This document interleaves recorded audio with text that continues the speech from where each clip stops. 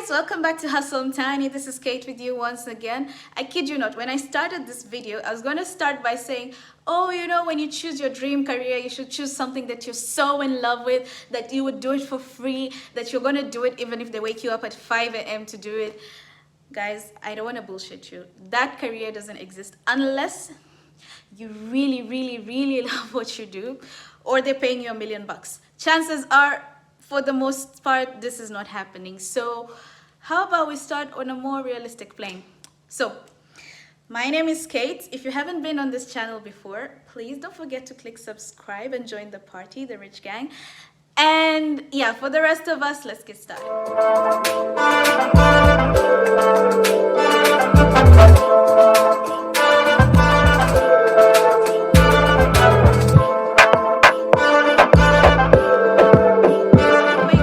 You have dreams, you have talents, you have passions, and then you get to, let's say, high school, and your grades start reminding you why you cannot be a doctor or why you cannot go into finance, for example. I don't know, like whatever you were dreaming about, your grades start telling you different, and sometimes you have to adjust accordingly. They're the lucky few who actually manage to follow through with their grades. And then aside from that, there's also your parents' economic situation, right? So maybe you want to become a painter, but that's not going to help your family move forward, so to speak.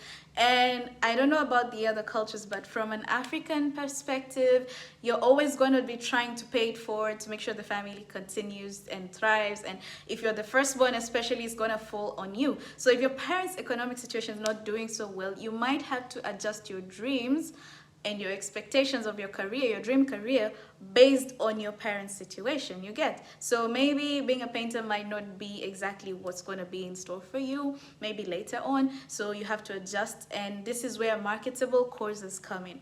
Marketable courses are what your parents and society imagines are going to be good for you as a student going into the job market.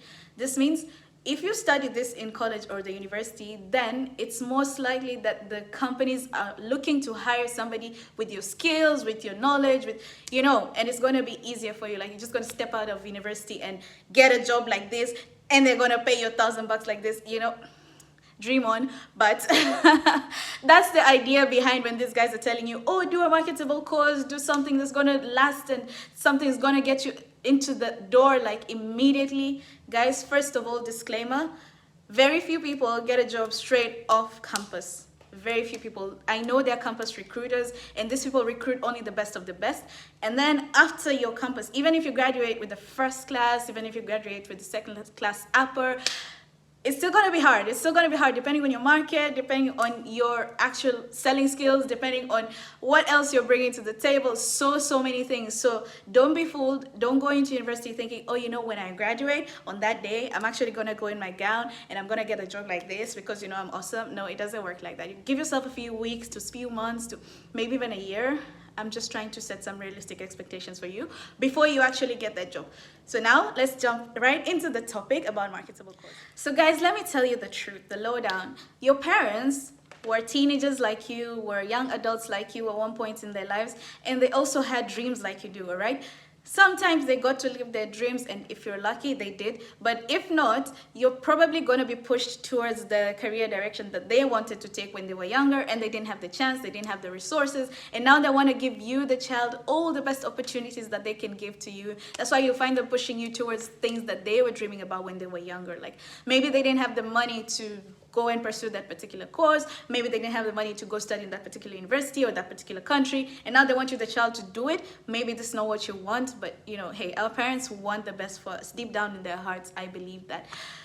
So if that's not the case for you, sometimes it's usually about inheriting a legacy. For example, if your parents may be lawyers, your parents have a business, and they want this to pass down the family line, like what they started needs to continue, and it's going to continue through their lineage. So this is where you're going to be pushed towards.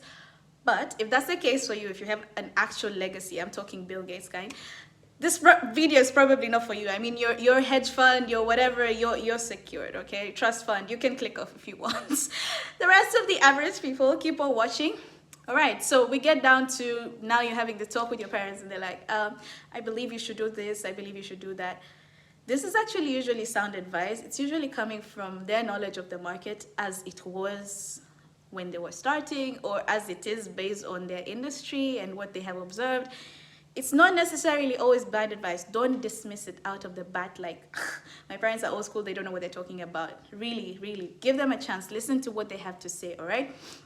It's usually well-meaning, probably well thought of, well-researched. Maybe they ask their networks, their connections. Maybe they're thinking, if my daughter or son takes this course, I will be able to put them in a place where they can get a job like real fast. Like I have connection, I know people, you know.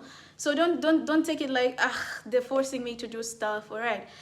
And disclaimer: this doesn't just happen when you're a teenager going off into uni. These things happen even as an adult. Maybe you want to pursue your second degree. Maybe you want to do your master's, your PhD. Your parents are always going to be there as long as they're alive to try and help and guide you, all right? So yeah, it happens at any age. So don't click off the video thinking, oh, well, I'm too old for that. You know, like I'm a grown up, I make my own decisions. No. It happens even for me. They're like, we think you should do this, but well, I have a big head, so. So yeah, they give you advice based on what they know of the market conditions, all right? So there are 3 potential problems or more that present themselves when it comes to these marketable courses. Sorry. The first one is maybe there's a gap between what your parents knew then about the market and what is the actual market right now. Like the skills that they thought are really sought after are not the ones that are sought after in the moment. It also might happen that what is in demand in your particular country, if you want to travel, might not be in demand in another country, for example. Another thing could be, let's see, maybe you're going to study a course and you realize afterwards that, oh, I could have learned all this stuff in half the time and gotten work experience. For example, you take a 5 or 6 year course or 4-year course and you realize maybe I could have just gotten a certificate or a diploma or whatever for this and gotten the same knowledge and gotten experience, work experience. It's very valuable to have on-job experience. I just want to circle back to the example of whatever you're studying might not be applicable to a place that you might be going to if you want to travel, maybe even to the neighboring country. In some places, that degree might not be as in demand. So you might find yourself doing a job with people of lower qualifications, like significantly lower qualifications than you. It's not because they're not regarding your knowledge, it's because it's really not on demand. Or you could find yourself in a situation where on the job training or professional certifications are more on demand for that particular industry than an actual degree. So keep that in mind. So before choosing your course, here's some things that I want you to take in mind. Grab your pen and paper and note this down. So for now, I have 4 points. You can add the rest in the comments. Feel free if you want to. The first one is do your research. Do your research. I cannot state this enough. Take your time, look at the market, look at the industries, look at where the world is heading to, and try to align yourself as best as possible to what is in demand and what might be in demand in the future. For example, coding, tech, finance, medicine, whatever. I don't know. Just take a look at what's going on around you and try to, stay ahead of the curve. Second thing is, when all else has been tried and tested, always try to go for the careers that are professional, like the ones that never go out of need. For example, a doctor will always be needed somewhere. Someone who's good with money, like me. I mean, you get what I'm talking about. Like, just take a look at the industries that usually survive the tests of time and recessions and, I don't know, all kinds of economic problems or social problems, disasters, calamities, and maybe try go that way. Another thing is try to do something that you're really passionate about. Don't just do something for the sake of doing it. You're going to regret it later, and you're going to be probably one of those people going back to do a second degree. I'm not talking down on anyone who does second degree. I'm just talking about, like, you're doing the second one because you didn't like the first one that you did. You're doing it because of pressure, all right? So try to find something that you're passionate about, to study, to work in the industry, whatever it is, all right? The fourth one, Have a sit down with your parents or your guardians or your elders, your clan members, whatever they're called. Have a conversation about what you'd like to do, what is important to you, where you see yourself headed. Whenever you present a proper plan to somebody, it's easier for them to be like, you know what, this person knows what they have in mind. Because especially when you're young, the older generation looks at us like, these guys are so confused. They don't know what they're talking about. They don't know what they want to do in life. We need to guide them in every single step of the way. So if you have a plan, this puts you way ahead of your peers, all right? Trust me. Try it. Try it. Listen to what they have to say as well. Don't just be shut down to ideas. You never know. You could meet halfway. You could have an agreement, maybe to do the 2 degrees or whatever it is, all right? I really, really hope this video has helped you. I hope to do more on career in the coming videos. So stay tuned. If you haven't subscribed, please, please, please. See you in the next video. Ciao.